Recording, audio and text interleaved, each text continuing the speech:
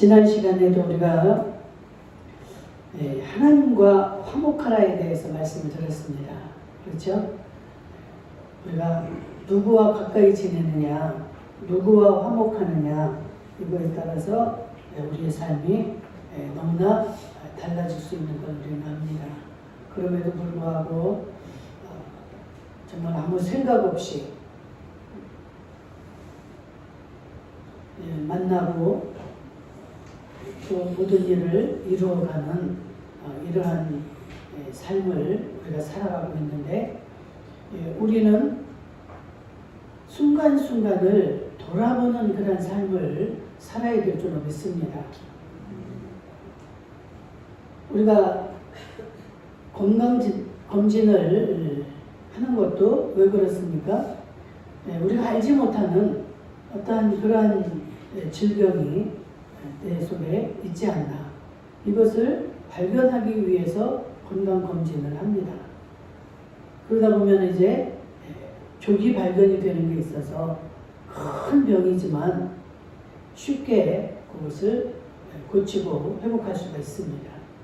그런데 건강검진도 하지 않고 자기 자신만을 믿고 나는 아무 이상 없다, 이렇게 하다가 나중에 병이 깊어져서 정말 고칠 수 없는 상황이 돼서야 발견하는 이런 일들을 우리가 보면서 정말 우리가 어떻게 사는 것이 잘 사는 것인지, 우리는 신앙인들이기 때문에 신앙적으로 한번 우리가 잘 살펴봐야 될 줄로 믿습니다.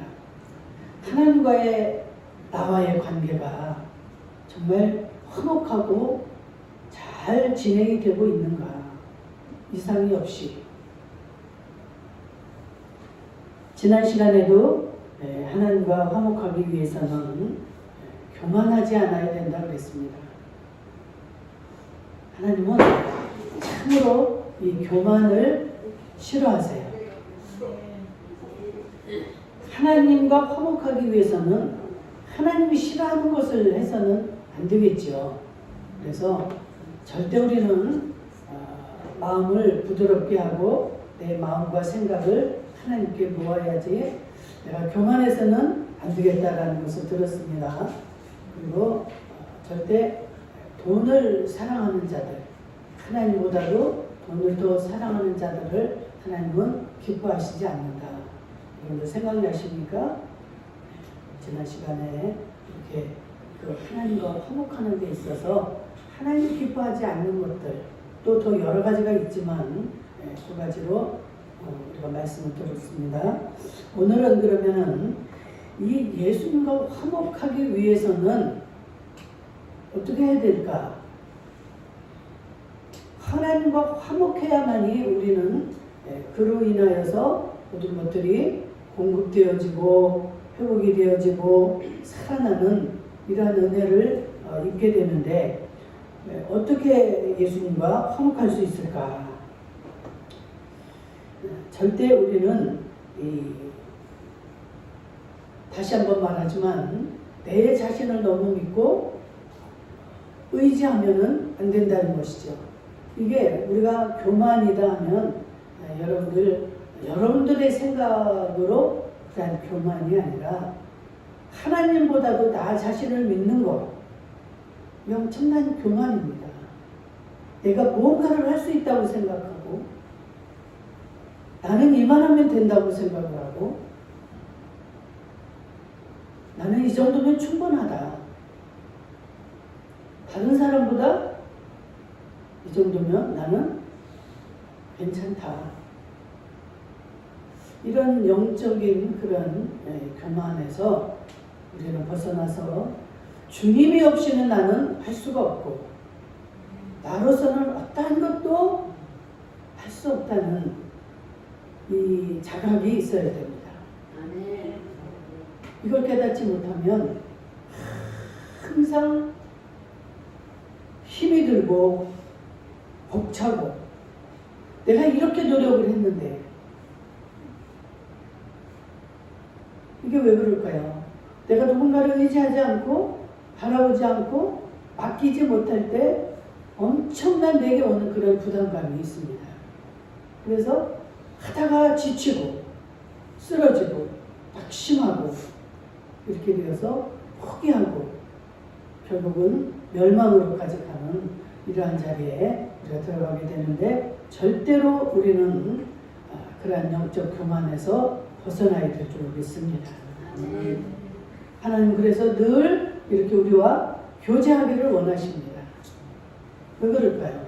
눈을 맞추고 서로 생각을 말하고 주고받고 이렇게 함으로 인해서 상대방의 마음을 알게 되고 또 그와 하나가 되는 이러한 은혜가 있어야 되는데, 그 하나님 전능자이시고 우리를 사랑하시는 그 하나님, 그 하나님을 가까이 하지 못하니까 그 전능자이신 나의 모든 것이 되시고 나의 구세주가 되시는 그 하나님의 마음을 알지 못하기 때문에 우리는 항상 갈급하고 평안할 수가 없는 것입니다. 여러분들, 이 세계 인구가 그렇게 많은 인구가 살아가고 있지만, 여러분 뭐라고 그랬어요? 그 인구 하나하나가 다 다르다 그랬어요. 같은 사람이 있습니까? 눈동자가 달라도 다르고 어떤 것도 하나도 똑같은 자가 없습니다. 그래서 하나님이 늘 뭐라고 그러십니까? 나의 너무 사랑하는 자, 단 하나밖에 없는 나의 사랑을 입은 자, 이렇게 우리는 하나님의 사랑을 받고 태어나고 살아가고 있는 자들입니다. 절대 누구와 똑같이 무슨 기계에다 집어넣어서 똑같이 만들어내거나 하나님은 이렇게 하지 않습니다. 정말로 세상에 하나밖에 없는 이 하나님의 이 표현이 여러분들 실감이 나셔야 돼요. 옆에 보면은 너무나 예쁜 사람 있고 잘난 사람 있고 키가 큰 사람 있고 코도 잘생기고, 이런 여러분들 생각으로 이렇게 비교가 되고 판단이 되지만, 우리 하나님은 나 하나를 만드실 때 하나님의 뜻과 섭리가 계셔서 우리를 하나님의 자녀로 한 사람 한 사람을 그렇게 하나님의 사랑으로 만드셨다는 거예요. 아멘. 이 온 60억이 넘는 이런 인구 가운데 여러분들과 똑같은 사람을 한번 찾아내보세요.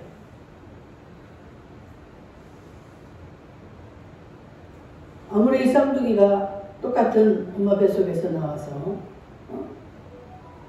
쌍둥이로 태어났다 할지라도 여러분들 다 달라요. 다 달라요.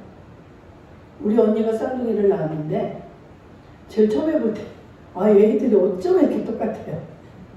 너무나 똑같아가지고 구분이 안 되는 거예요. 금방 기저귀를 얘를 채워주고 갈게. 얘를 먹였나 얘를 먹였나 구분이 안 되더라고요. 그런데 좀 시간이 가서 보니까 완전히 달라요. 구분이 딱 되는 거예요. 그런데 언뜻 보면 너무 아주 근사합니다. 너무 비슷해요. 그런데 쌍둥이만 해도 이렇게 다른데, 여러분 그 많은 인구를 우리 하나님은 한 사람 한 사람이 같은 사람이 단 하나도 없다는 거예요. 여러분 놀랍지 않습니까? 이걸 사람이 할 수 있을까요? 이거는 하나님만이 하실 수 있는 겁니다. 그 하나님이 내 아버지예요. 권사님의 아버지, 집사님의 아버지, 내 아버지 다 다르지만 우리는 그 아버지가 한 분이에요. 오늘도 얼마나 그 은혜가 깨달아지는지요. 어떻게 이렇게 우리 하나님은 이런 능력이 있으실까?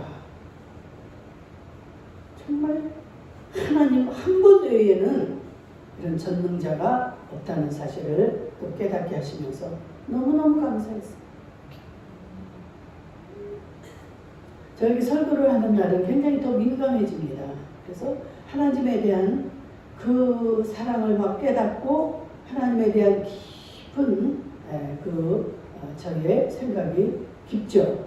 그래서 오늘 아침에 그렇게 그 하나하나 그 많은 인구가 이 우주에 살고 있지만 다 다르게 만드신 이 하나님의 놀라운 신묘막측하신 이 하나님의 이 권능과 이 능력이 기가 막힌 거예요.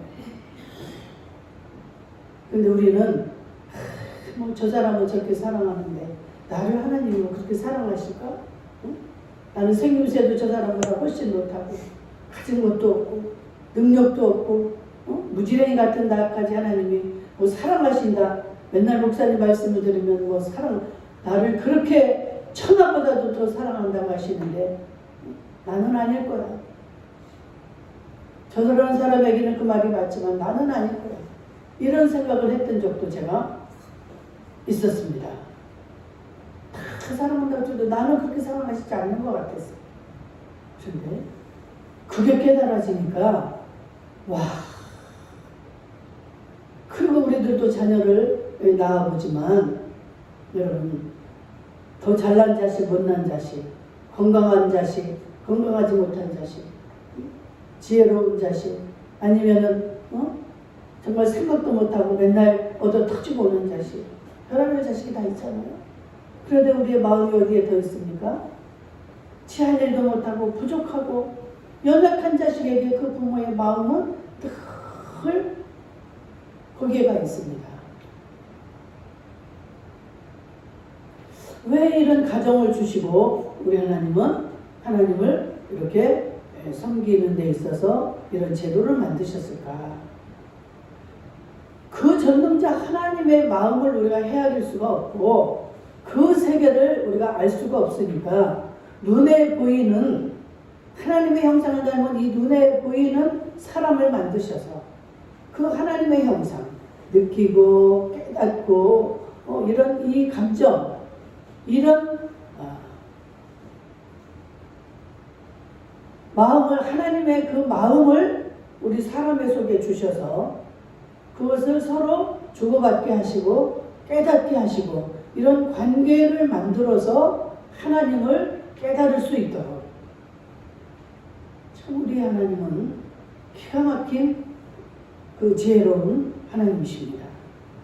그거를 통해서 우리가 정확히 하나님을 보지 못했어도 그 하나님의 마음을 알 수가 있습니다. 그래서 그 하나님의 마음을 잘 알지 못할 때는 하나님은 무슨 하늘 높은 곳에 계시고 우리와는 거리가 멀고 내 마음을 내가 이렇게 정말 힘들고 어려운 상황을 우리 하나님이 알 수 있을까? 이렇게 막연한 생각도 있었고 그런데 우리는 그 하나님의 마음이 깨달아지고 그 하나님의 사랑을 발견할 때 나오는 건 눈물밖에 없습니다. 이 신묘막측하신 이 하나님 그냥 머리가 숙여질 수밖에 없고 그저 순종밖에 할 것이 없습니다. 그 하나님 앞에서 어떻게 내가 이 정도면 나쯤이면 하나님 없이 이것은 내가 할 수 있죠. 이런 말을 어떻게 할 수가 있습니까?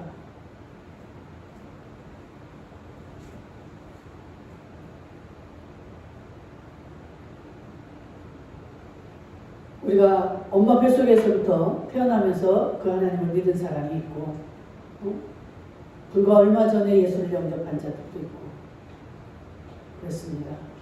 그러나 정말 예수 믿은 지 오래라고요.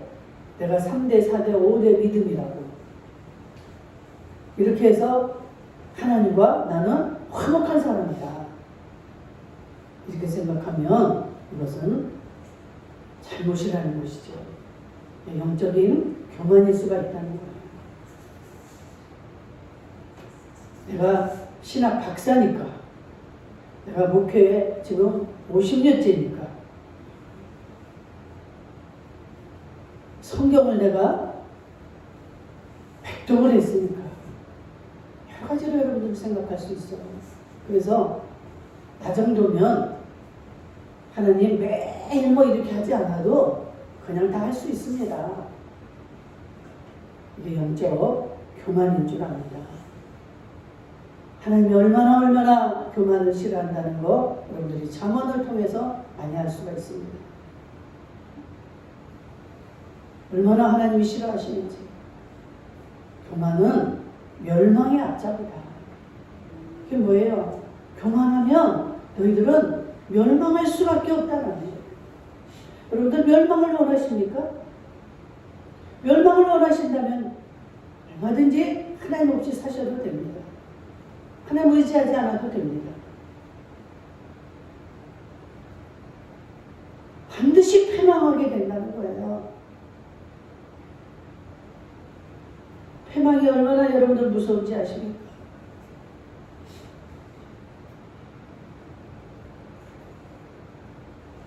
나도 패망해도 안 되고, 내 자녀들이 패망해도 안 되고, 내 사랑하는 자들이 패망해도 안 되는 거예요. 여러분, 나는 주님 없이는 살 수가 없습니다.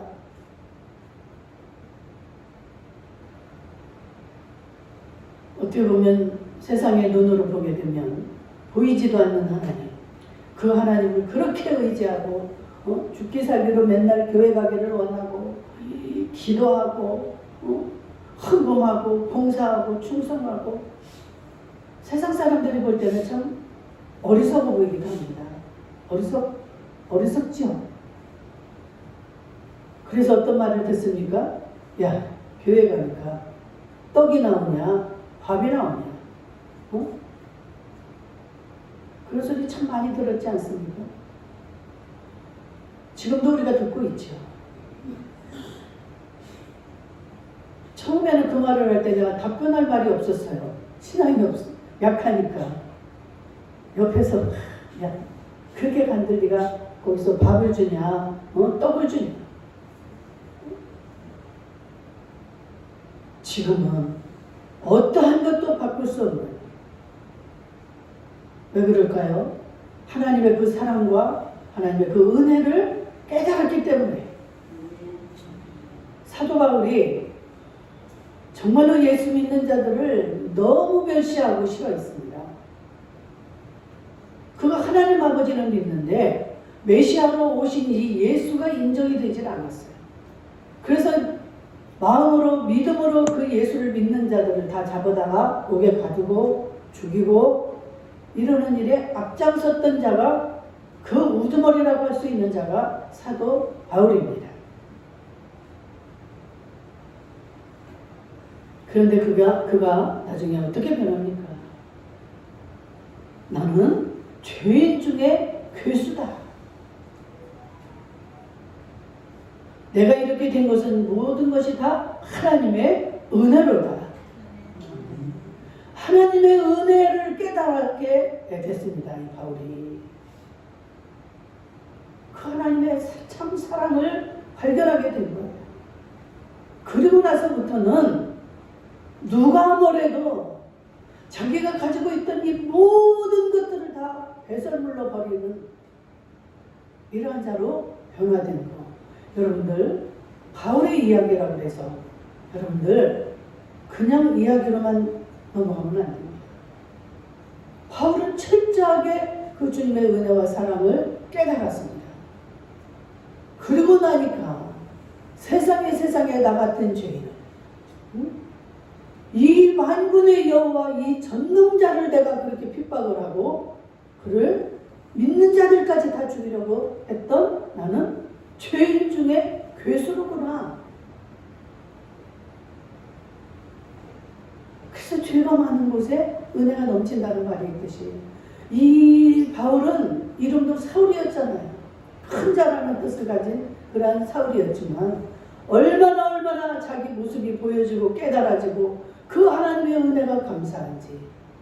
이 하나님의 은혜가 없었더라면 나는 그렇게 살다가 죽을 죄를 짓고 살다가 지옥으로 끝나는 인생이었는데, 자기를 그렇게 만나주시고 그 사랑을 깨닫게 해주셔서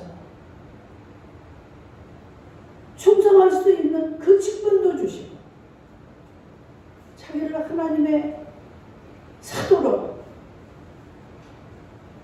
참아주셔서 살아갈 수 있다는 게 얼마나 감사한지. 매를 맞아도 감사하고, 감옥에 갇혀도 감사하고, 돌에 맞아도 감사하고, 강물에 빠뜨림을 당해도, 수도 없는 그 태장의 매를 맞아도 그는 입에서 뭐가 나와요? 감사밖에 안 나왔어요. 여러분, 깨닫지 못하면 우리는 짐승처럼 살아갈 수밖에 없습니다. 맨날 나만 보이잖아요. 그러니까 뭐라고 그래요? 너희가 입으로는 나를 사랑한다. 에스겔 33장 31절에 보니까 주님 사랑해요. 주님 이거 받으세요. 주님 내가 이렇게 했어요. 하지만 그 마음은 어때요? 그 속은 자기의 이익을 생각하고 이 모든 것을 행한다는 거예요. 내가 이렇게 해야 내한테 이익이 오기 때문에 내가 이 일을 하고 충성을 한다는 거예요. 그러니까 그렇게 하다가 이거 나한테 별로 유익이 안 되겠네, 도움이 안 되겠네 싶으면 잘라는 거예요. 거기서 멈춰버리는 거예요. 이거는 입으로만 사랑하고 진짜 하나님이 나를 얼마나 사랑하고 내가 어떤 존재인가를 깨닫지 못했기 때문에, 근데 그런 자들이 적은 것이 아니라 너무나 많다는 거예요. 예수님을 믿는 자들은 많은데 진짜 그 참 은혜와 참 사랑을 깨달은 자들은 많지가 않다는 거예요. 입으로는 주님 나 주님 사랑하잖아요. 사랑하잖아요. 나 이렇게 주일날 한 번도 안 빠지잖아요. 주님의 참 은혜와 사랑을 발견할 수 있는 자들 될 수 있기를 주의 이름으로 축복합니다. 이러한 자들, 바울처럼 이렇게 진정으로 깨달은 자들은 이 삶 속에서 행동으로 나오게 되어 있다는 것이죠. 그래서 그 행동을 보면 그 사람의 믿음을 알 수가 있고 그 사람의 생각을 알 수가 있는 거예요. 하나님이 아브라함을 불러서 하나님의 자녀 삼고 그 민족을 이렇게 이루었지만 하나님이 그 아브라함을 테스트하지 않습니까? 내가 너로 인하여 많은 민족을 이루게 것이다 했는데 100세가 거의 다 되도록 자식을 안 주시는 거예요. 그래서 이 방법 저 방법도 해보잖아요. 그런데 하나님이 어떻게 합니까? 하나님의 약속대로 아브라함이 100세 되었을 때 자식을 줍니다. 그럴 때 나는 그 아브라함의 그 마음이 얼마나 하나님 앞에 부끄러웠을까, 그 생각이 돼. 얼마나 부끄러울까. 그 하나님 약속을 해주실 때 그렇게 믿고 따라 나섰었는데 살다 보니까 10년이 지나 20년이 지나도 자식을 안 줘. 그러니까 에이, 응? 그래가지고 마누라 말을 듣고 저 몸종에게 들어가서 애를 낳으십시오. 우리는 이제 틀렸습니다. 왜 그 짓을 했잖아요. 그런데 100세가 되기 전에 99세 다시 하나님 천사를 보내서 내가 너 내년 이맘때면 내 품에 아들을 주리라. 그럼 진짜 그 아들을 낳아서 그때 너무나 그 부끄럽고 정말 쥐구멍이라도 들어가고 싶은 그 심정이 나는 뒤에가 돼. 그런데 그 아이가 좀 장성해서 이제 좀 청년이 되었는데 또 뜬금없이 그 아들을 갖다가 불에 태워서 드리는 그 번제로 이 아들을 바치라는 거예요.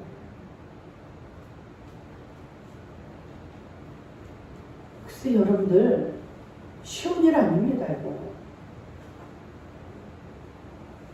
그 아들을 낳아서 그동안 키우면서 또 이삭이 그만큼 자랄 때까지 그 하나님이 순간순간에 만나 주었던 이러한 과정, 흉년을 당했을 때, 또한 어떤 어려운 그 난관을 만났을 때 이런 순간순간에 하나님이 하신 일들을 통하여서 아브라함은 이미 이제 하나님이라는 존재와 자기의 자신을 깨달았습니다.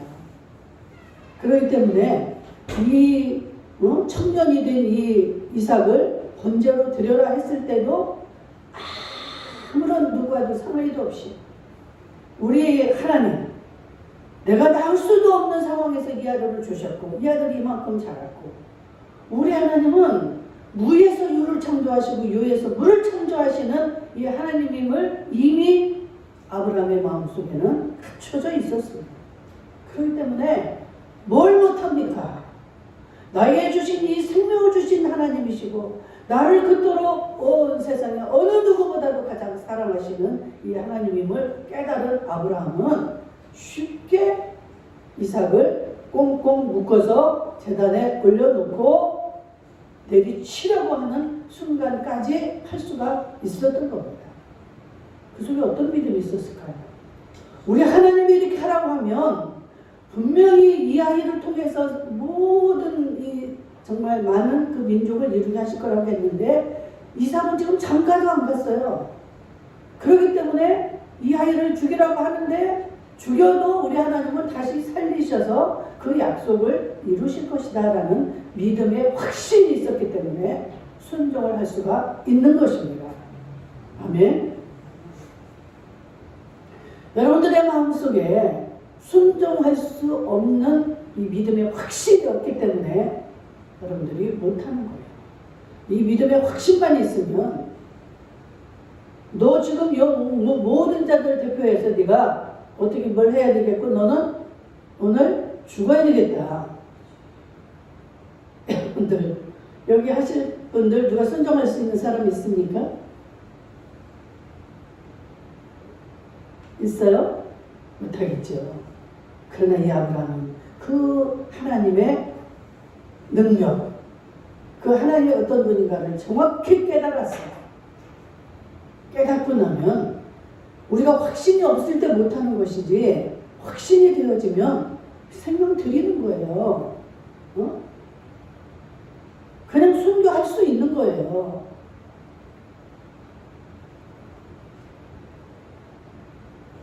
오늘도 여러분들 그 하나님의 말씀을 들을 때 그 하나님의 사랑, 그 하나님의 능력이 깨달아지는 복된 은혜가 있기를 주의 이름으로 축복합니다. 그래서 정말 이 골로새서 1장 6절을 보니까 너희가 듣고 참으로 하나님의 은혜를 깨달은 날부터 온 천하에서도 열매를 맺게 되리라. 하나님의 은혜를 깨달은 날부터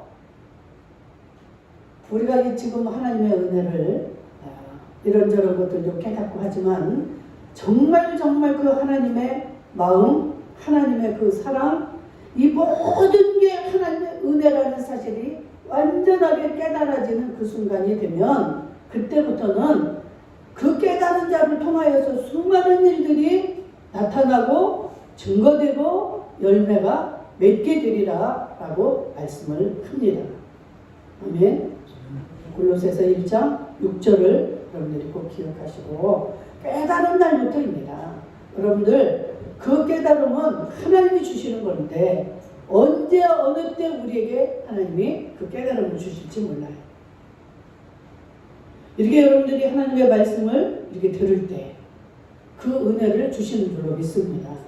그래서 하나님이 분명히 천국에 우리들이 살 집을 짓는다고 그러셨는데 어떤 제도가 제일 중요한가? 이 예배를 하나님이 그렇게 기뻐 받으신다는 겁니다. 그래서 예배에 참석하는 여러분들은 지금 좋은 재료를 하나님께 올려드리고 있는 거예요. 예배를 그렇게 기뻐하신다는 거예요. 하나님이 기뻐하셔야 그 하나님의 은혜가 쏟아져 나오지 않겠습니까? 하나님이 기뻐하는 것만 여러분들이 찾아서 하시면 되는 거예요. 예배, 나는 예배를 원한다. 제사보다도 예배를 원한다 그러시잖아요. 응? 그냥 마음도 없는, 깨달음도 없는 그런 외형적인 그냥 제사, 예배 이런 거를 원하는 게 아니라 마음이 담겨있는 네 마음의 예배. 여러분들 이렇게 예배를 드리면서 온 마음으로 드리는 예배가 있습니다. 그 예배를 하나님은 받으실 줄로 믿습니다. 몸은 있는데 내 마음은 딴 데가 있어. 우리 목사님 빨리 예배가 끝나지. 어떤 사람은 벌써 예배가 끝날 시간이 되는 거야. 어떤 사람은 빨리 좀 끝났으면 좋겠어. 이 마음이 담아있는 그 예배를 하나님은 받으신다는 거예요. 우리가 진정으로 그런 마음으로 주님을 사랑할 때 우리 주님은 우리와 화목하실 수 있다. 내가 그 하나님과 화목할 수 있다. 오늘 여기까지 하고 또 2부에 말씀을 듣도록 하겠습니다.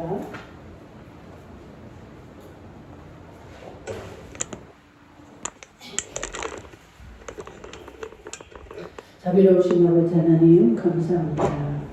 감사합니다.